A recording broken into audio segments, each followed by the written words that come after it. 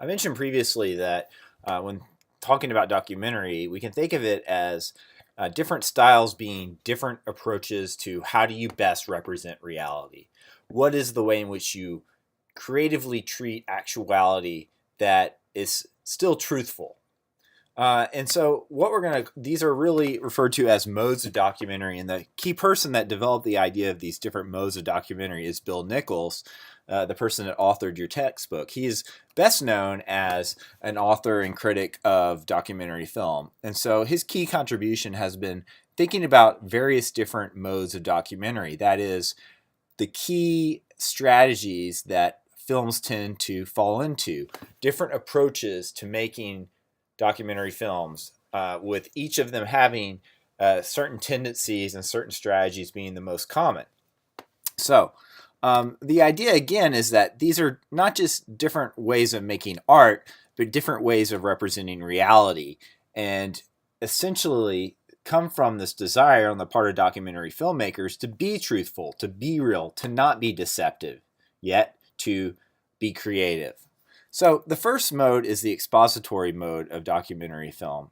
And this really is most clear and common in the early days of documentary filmmaking around social issue documentaries, which tended to have a voiceover narration that was very authoritative, that was explaining, giving the audience everything they needed to know in order to be informed.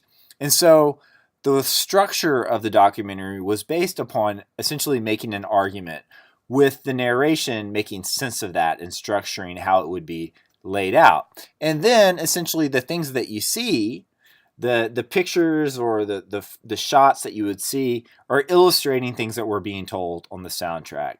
In terms of the look of these films, the cameras tended to be tripod mounted. That is, they're very steady and still. And then you would have music and narration added later to kind of heighten the dramatization of those. Occasionally, these films would have dramatic reenactments as well. But when you add all this stuff together, this approach to documentary is really about creating the impression that what you are seeing in the film is an objective truth. This is the way the world is. This is what we're seeing is the way that we should understand reality.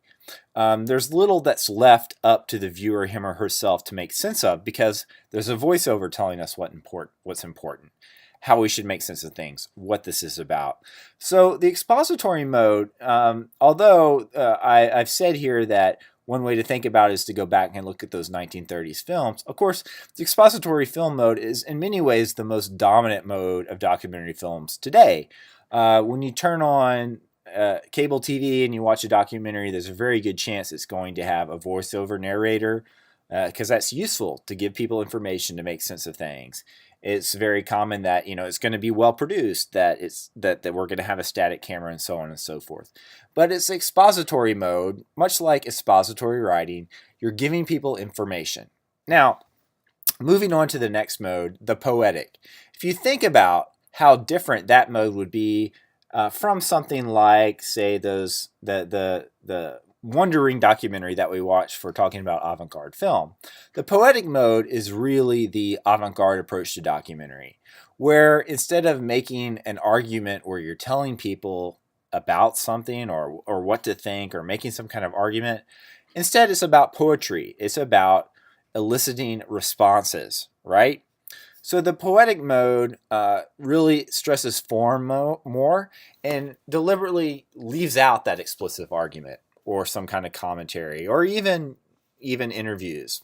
So that's going to be things like we watched of the Wonder Ring, but also there was a series of films going back in the 1920s called the City Symphony films. These were documentaries about cities and what city life was like.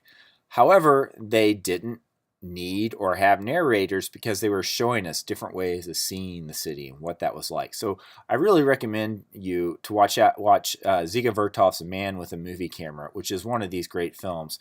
And you'll see that it's still very creative, yet it's not about telling us facts about a city. Rather, it's what that city is like. And in his case, how a movie camera can reveal that to us.